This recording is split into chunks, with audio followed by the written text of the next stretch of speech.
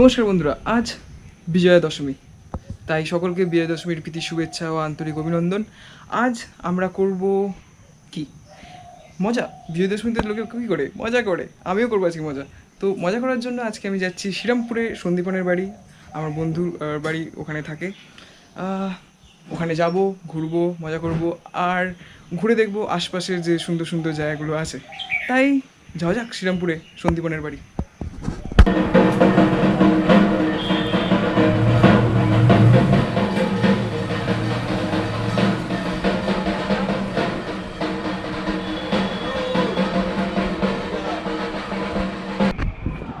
তো আমি এখন এসে গেছি সন্দীপনের বাড়িতে। এখন সন্ধে হয়ে গেছে আর আমরা দুজনে খুবই যেভাবে বলে মজা করছি।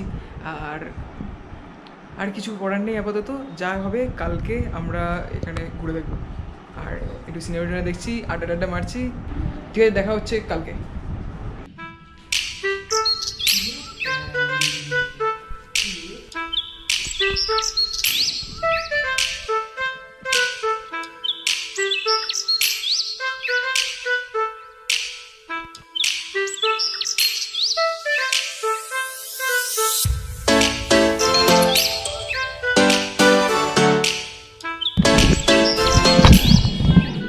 তো গুড মর্নিং, কালকে রাত ভালোই কেটেছে। আর আজকে আমি এসেছি এটা উঁচু জায়গায়, বিশাল উঁচু জায়গায়, 6তলা বিল্ডিংয়ের ছাদে আছি। শুনুন, এরপর কোথায় যাবি? হ্যালো হ্যালো, কোথায় যাবি? বাড়িতে খেয়ে? হ্যাঁ, সে তো বাড়িতে খাবো। যাও, এই জায়গাটা দারুণ ভাই, কি সুন্দর ঠান্ডা হাওয়া দিচ্ছে। এইখানে ওঠাবো।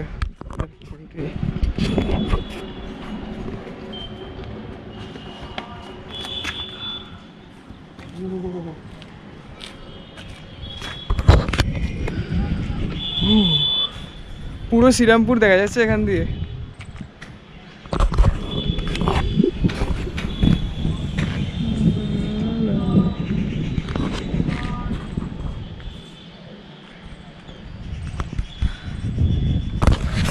পুরো শ্রীরামপুর দেখা যাচ্ছে এখান থেকে।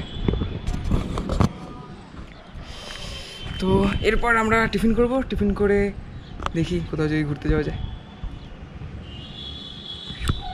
আচ্ছা, ওই এফেক্ট নিলে কেমন আছে?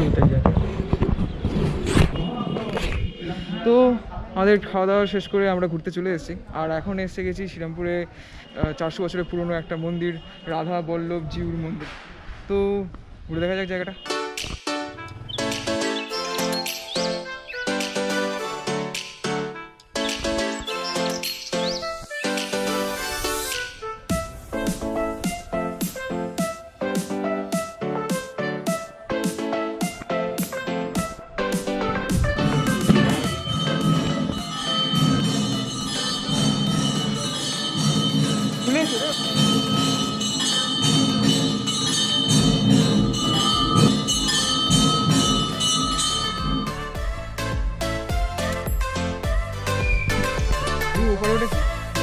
দক্ষিণেশ্বরের মতো মন্দিরের মতো। বল বল বল, ওখানটা দেখ। হ্যাঁ হ্যাঁ, কি বলতো, কি ওটা ওইখানে আসছে না আমার ক্যামেরাতে।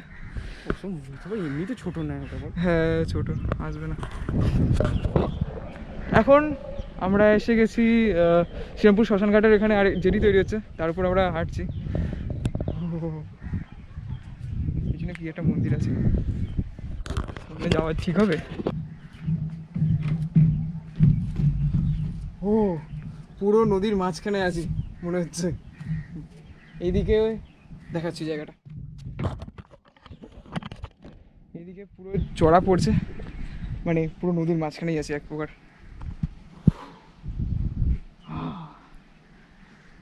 এদিকে কি তৈরি হচ্ছে সন্দীপন? ফ্ল্যাট কত বড় রে? হবে কম হলে বল না, 20-20 তো হবে। হ্যাঁ রে, বিশাল বড়। এরপর আমরা যাব মাহেশের রথটা দেখতে। তো যাওয়া যাক ওখানে, জায়গাটা খুব সুন্দর এমনি।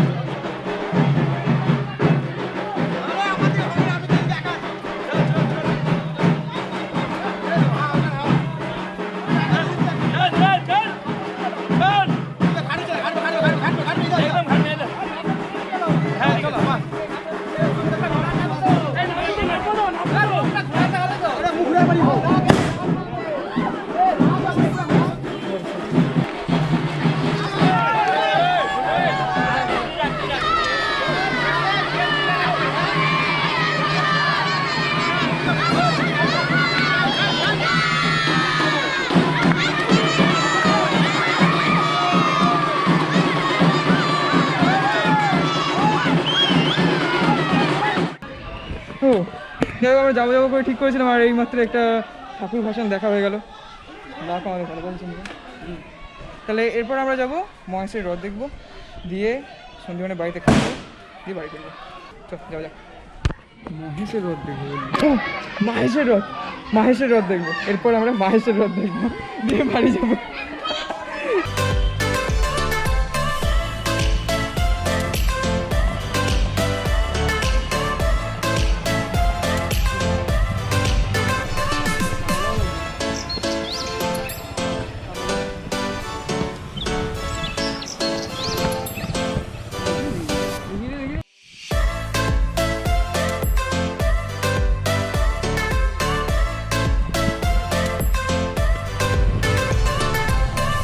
আর সামনে যে রথটি দেখা যাচ্ছে এটি হচ্ছে মাহেশের রথ।